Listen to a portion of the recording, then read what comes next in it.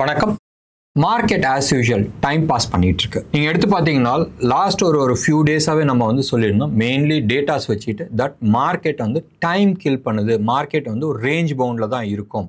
25,200 தான் லெவல். நேற்று கூட நீங்க எடுத்து பார்த்தீங்கன்னா கால் புட் ரெண்டுமே அந்த லெவலில் தான் இருந்துச்சு. அதுக்கு முந்தின நாள் நம்ம எடுத்துக்கிட்டோம்னா somewhere around 25,500 ஹையஸ்ட் காலும் 200 ஹையஸ்ட் புட்டு வந்துச்சு. ஸோ ரேஞ்ச் நேராக இருந்துச்சு. நேற்று ஆல்மோஸ்ட் ஸ்ட்ராடல் போட்டு வச்சுருந்தாங்க. இன்றைக்கி அந்த லெவலில் தான் ஆல்மோஸ்ட் முடிஞ்சிருக்கு. நிஃப்டி ஃபியூச்சர்ஸ் நீங்கள் எடுத்து பார்த்தீங்கன்னா 25,170 -75 points. So market again direction இல்லாத இருக்குது. இப்படி தான் இருக்கும் டில் August 1. ட்ரம்ப் நேற்று ஒரு அனௌன்ஸ்மெண்ட் கொடுத்துருக்காரு. இந்தோனேஷியா மாதிரி தான் நம்ம இந்தியா கூடயே வில் ஹாவ் லாட் ஆஃப் ஆக்சஸ்ன்றது. எனக்கு தெரிஞ்சு இந்தோனேஷியாவில் they had a free hand, right? And free ஹேண்டில் they were able to take through including agro products. இந்தியாவை பொறுத்த வரைக்கும் ஆக்ரோ ப்ராடக்ட்ஸ் இந்தியாவுக்குள்ளே வரத்துக்கான வாய்ப்புகள் மிக மிக மிக குறையுது. இப்போ யூஎஸ் கூட அக்ரிமெண்ட் போடுறது முக்கியமாக இல்லை இந்தியாவில் ஓட்டு வாங்குறது முக்கியமானு கேட்டால் நம்ம ஊர் அரசியல்வாதிக்கு இதுதான் முக்கியம். இது முக்கியம் கிடையாது. வியாபாரம் இல்லாட்டினாலும் பரவாயில்ல, எனக்கு இதுதான் முக்கியன்றுவாங்க. ஸோ டெஃபினட்டாக கவர்மெண்ட் ஆக்ரோ இதுக்கான எக்ஸப்டன்ஸ் கொடுத்துருக்க மாட்டாங்க. இந்த 3 விஷயத்தில் யூஎஸ் ரொம்ப ப்ரெஷர் போடுவாங்க. ஒன்று வீட் அண்ட் கார்ன் எக்ஸ்போர்ட்டுக்கு, இந்தியாவுக்குள்ளே இம்போர்ட் பண்ணுறதுக்கு. யூஎஸில் இருக்கிற வீட் ஆகட்டும் கார்ன் ஆகட்டும் சூப்பர் குவாலிட்டி அண்ட் ரேட்டு நம்ம ஊர் ரேட்டோட பயங்கர சீப்பு. எஃப்ஓபி அதாவது நம்ம போர்ட்டில் இறக்குனா கூடயும் இந்த ரேட்டில் நம்ம விவசாயிங்க கொடுக்க முடியாது. ஸோ அந்த ரேட்டில் இருக்குது ஒன்று. ஸோ டெஃபினட்டாக அதுக்கு கவர்மெண்ட் ஆஃப் இந்தியா ஒத்துக்க மாட்டாங்க. அதில் சில கண்டிஷன்ஸ் நம்ம போட்டிருக்கோம். அதை பற்றியும் நம்ம டிஸ்கஸ் பண்ணலாம். ரெண்டாவது எடுத்துக்கிட்டிங்கன்னா டெய்ரி ப்ராடக்ட்ஸ். அந்த ஊரில் பால் இம்போர்ட் பண்ணுறதுக்கு சத்தியமாக நம்ம ஊரில் ஒத்துக்க மாட்டாங்க. ஏன்னு சொன்னால் யூஎஸில் இருக்கிற பசுமாடு, ரைட், மீட் திங்கும் பீஃப் திங்கும். ஏன் அதுக்கு பீஃப் அரைச்சி போடுறாங்கன்னா அங்கே ஃபேட் வேணும்னு சொல்லிட்டு அவங்களுக்கு கொழுப்பு சத்து வேணும், பாலில் ஹை ஃபேட் கண்டென்ட் வேணும்னு சொல்லிட்டு மாட்டுக்கு கறி கொடுக்குறாங்க. அது இந்தியாவில் எக்ஸப்டட் கிடையாது. ரிலீஜியஸ் ஃபீலிங் ஹர்ட் பண்ணுதுன்னு சொல்லிட்டு நம்ம ஆளுங்க அதில் எஸ்கேப் ஆகிடுறாங்க. மூணாவது இறைச்சி. இறைச்சியில் மீட் இருக்கட்டும், நம்ம மட்டன் ஆகட்டும் பீஃப் ஆகட்டும், இது நம்ம இம்போர்ட் பண்ணலாம் மேபி. பட் டெஃபினட்டாக சிக்கனுக்கு ஒத்துக்க மாட்டாங்க. பட் அவங்க சிக்கனை தான் நிறைய எக்ஸ்போர்ட் பண்ணுன்றது பார்த்துட்ருக்காங்க. ஷீப்பு ஒன்று இருக்குது. இந்த இறைச்சி நம்ம ஆட்டு இறைச்சி இம்போர்ட் பண்ணலாம். ஏன்னு சொன்னால் நம்மளுக்கும் இங்கே ஷார்ட்டேஜ் இருக்குது. உங்களுக்கு எடுத்து பாருங்களேன், இது 300 இருந்துச்சுன்னா அது ஆல்மோஸ்ட் 1000 ரூபா பக்கமாக இருக்குது. ஸோ டெஃபினட்டாக அது இம்போர்ட் பண்ணுறதுக்கான சான்சஸ் இருக்குது. ஏற்கனவே we are importing sheep meat from Australia and நியூசிலாண்டிலேருந்து. ஸோ டெஃபினட்டாக இதுக்கான வாய்ப்புகள் இருக்குது. பட் ஆக்ரோ ப்ராடக்ட்ஸில் இந்தியா சொல்லியிருக்கிறது, நீங்கள் ஜெனட்டிக்கலி மாடிஃபைட் க்ராப் வச்சுருக்கீங்க. இந்தியாவில் ஜெனட்டிக்கலி மாடிஃபைட் க்ராப் பேனில் இருக்குது. ஸோ இந்த தான் எஸ்கேப் ரூட்டாக இருக்குது. எனிவே ட்ரம்ப்பும் சொல்லியிருக்கிறாங்க, நம்ம ஆளுங்களும் சொல்லியிருக்கிறாங்க.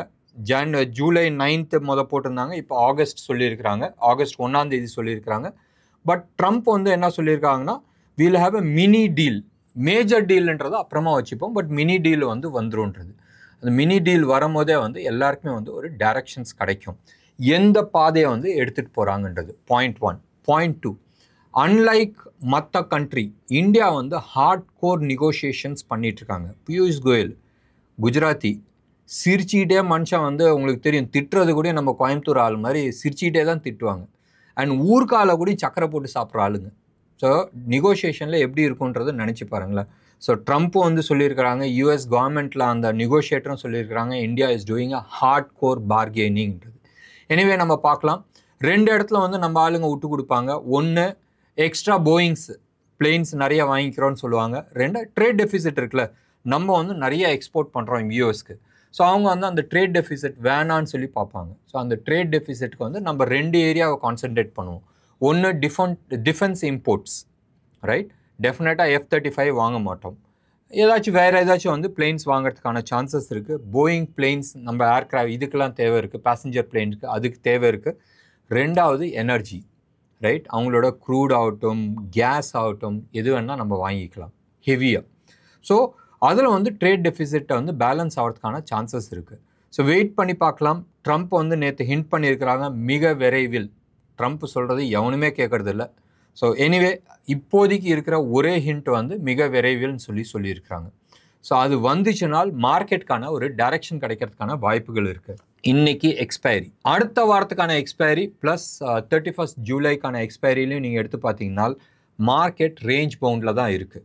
ஸோ 24th ஜூலையில் நீங்கள் எடுத்து பார்த்தாலும் மறுபடியும் 25,200 தான் ஹையஸ்ட் கால் அண்ட் புட் இருக்குது. ஸோ அகெயின் அங்கே தான் ஸ்ட்ராடல் இருக்குது. 31st ஜூலையில் நீங்கள் எடுத்து பார்த்தீங்கன்னா 25,000 ஹையஸ்ட் புட்டும் அண்ட் 25,500 ஹையஸ்ட் கால் இருக்கும். ஸோ 500 பாயிண்ட்ஸ் ரேஞ்சில் தான் இருக்குது.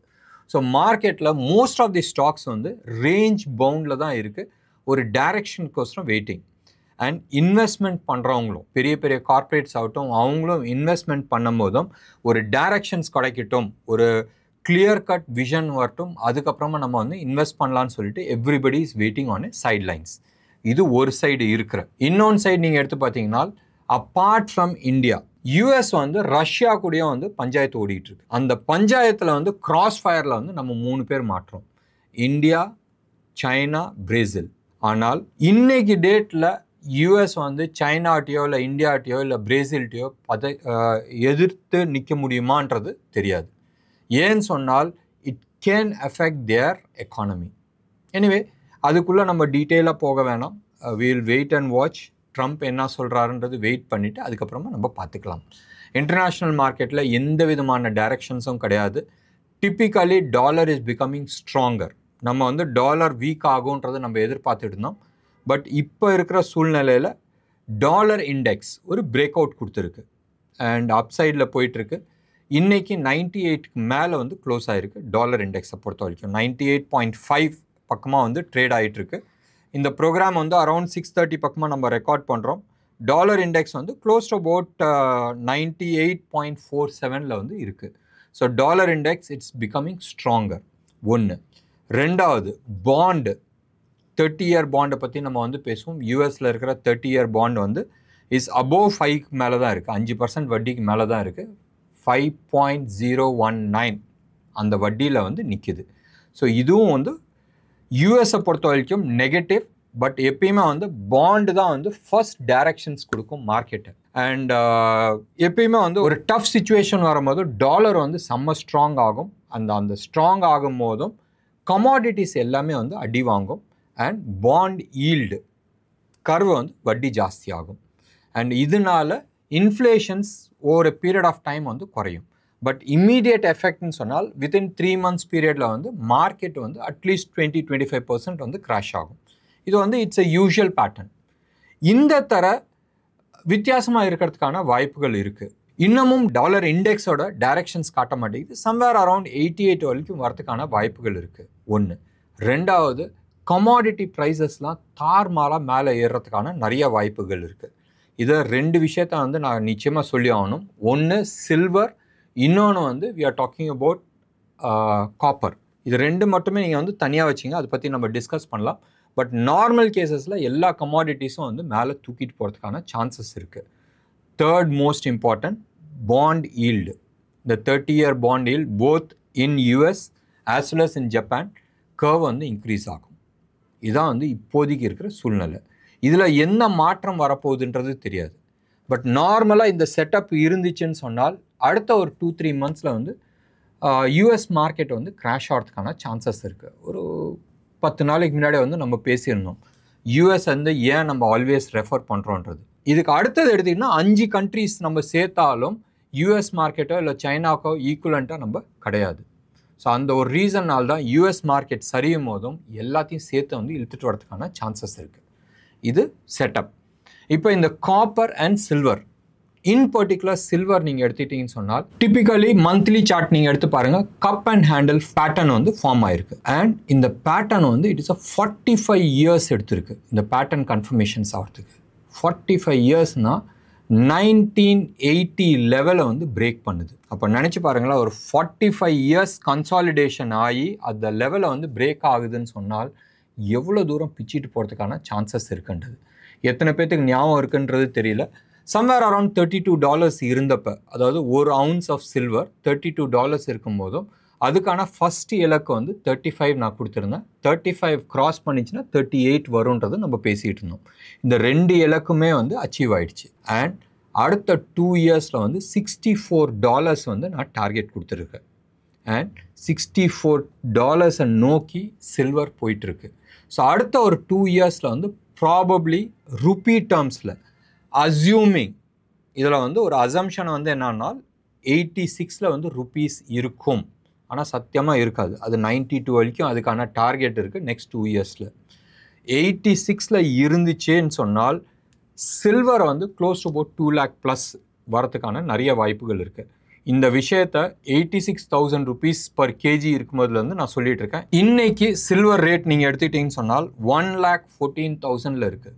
ஸோ 85, 86 அந்த லெவல் 19 வச்சிங்களேன், அந்த லெவல்லேருந்து எடுத்துக்கிட்டாலும் ஆல்மோஸ்ட் 25,000 ரூபா மேலே ஏறி இருக்குது. Almost we are talking about double from here.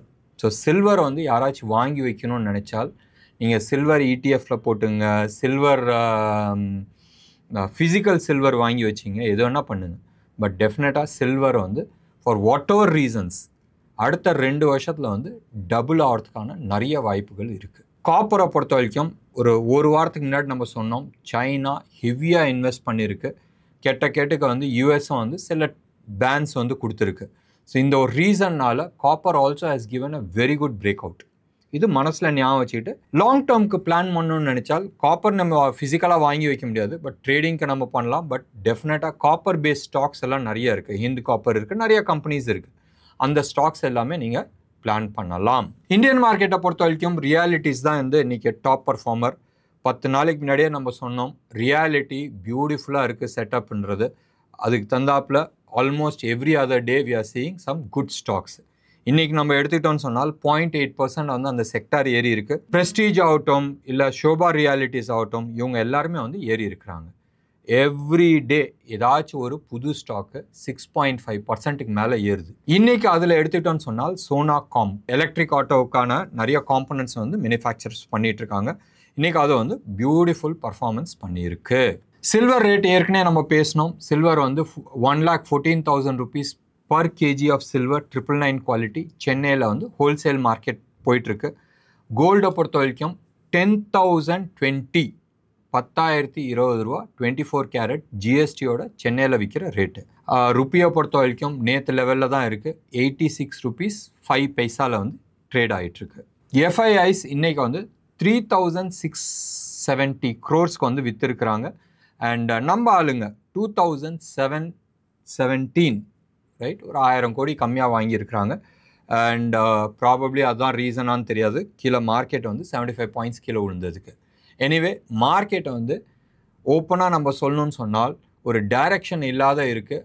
August 1 வரைக்கும் இப்படி தான் போகும், இல்லை இந்தியா யூஎஸ் ட்ரேட் வரைக்கும் இப்படி தான் போகிறதுக்கு நிறைய வாய்ப்புகள் இருக்குது.